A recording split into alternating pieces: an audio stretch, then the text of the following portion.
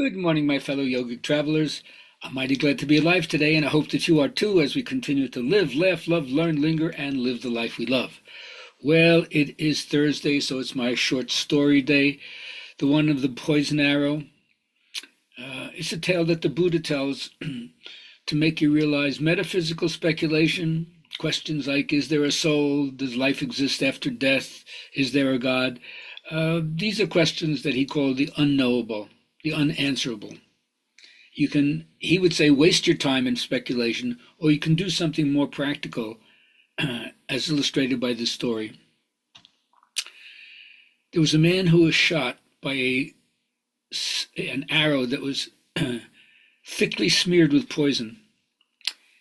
His friends, companions, family, they immediately urged that we'll get a surgeon to take the arrow out. And the man said, no, I don't want you to remove the arrow until you find out whether it was a man or a woman or an outcast.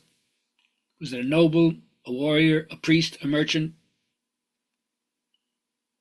I want the name of the clan the person was from. What was they like? Can you describe them? Tall, short, skinny, fat, beard, beardless? And I also want to know about the bow. What kind of wood was it made from? What kind of gut did they use for the string? And the shaft of the arrow, which tree did it come from? What kind of feathers were used? Was it from a vulture or a blackbird? I want to know all these things before the arrow is removed. And of course, the idea is the man would die before he got the answer to those questions.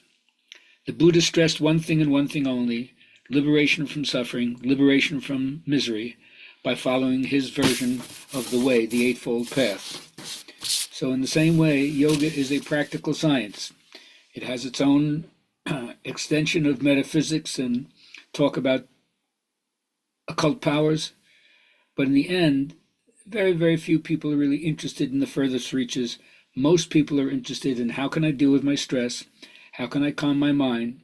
How can I have a lifestyle that makes choices that lead towards happiness, versus my ignorance of the relationship between the thoughts I have, the words I say, the things I do, and the karma that comes back to me as a result of that.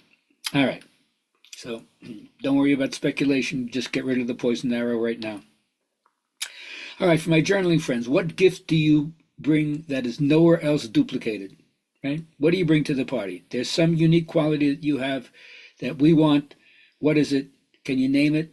It's not narcissistic. It's not big ego. It's simple, matter of fact. So what gift you have that is nowhere else duplicated? And that's like, is that what you're going to bring to the party? You let me know. Think about it yourself. Share it with somebody else. Or, as always, let me know, and I'll be glad to pong it back to you. All right. Now, my teacher reminds us that we live in a hectic lifestyle that's eclipsed our peace of mind and our pursuit of sophisticated material comforts that make us kind of soft. It robs us of the simple happiness of life itself. Peace cannot come from outside. It must begin from within. Otherwise, it will forever elude us because we're looking in the wrong direction. Now, I can't tell anybody that you're not supposed to feel as deeply as you do. I have all the emotions, but I channel them. You can't kill the pain of a broken heart, and a broken heart is the only heart worth having, but you can utilize the compassion and the understanding that comes from having your own heart and emotions put through the ringer. Understand the personal hell, you understand the universal hell as well. So don't project on others what's the struggle in your own heart. Get yourself straight. Just embody it. Don't even talk to anybody about it. As we used to say in the hippie days, my mother hates me when I talk about the Buddha, but she loves me when I am the Buddha. So we say, don't lay your trip on anybody else. Just become your trip. Because if you don't find the way to love life, necrophilia is what takes the place of biophilia when biophilia is stunted. So love life. That's the best antidote we have, just like you overcome hate by love. Overcome the death wish, the thanatos wish, with the eros wish, with the libido wish, with the vitality and the radiance. That is what life is itself. Now, John Wooden, the basketball coach, always reminds you these three things that the main ingredient to success is teamwork. Know the basics, execute them quickly, and work as a team. Because talent is God-given, so just be humble. You didn't earn it, create it. Fame is man-given. If it happens to you, be grateful, but it has its own problems. But conceit is self-given. If you think too much of yourself, be careful. All right, and finally, my Native American shamanist from Oklahoma, Pixie Lighthorse, she likes to say, in terms of honoring your spontaneity, it's not just your unbridled impetuosity that we're talking about, but as you meander through your life and follow your own excitement, magic reveals itself. You'll give birth to your own transformation, and you'll begin to love the quest that you're on.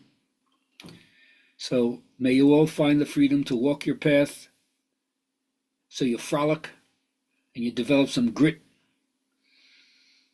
Stay in your lane. Don't try to mimic anybody else. Learn from other people. You see the choices that make people happy, follow them. You see the choices that make people unhappy, don't follow them. And go on a rampage of appreciation for all the things that are precious in your life. And then you'll see whether or not life has more fun in it than most people realize. Have a great day.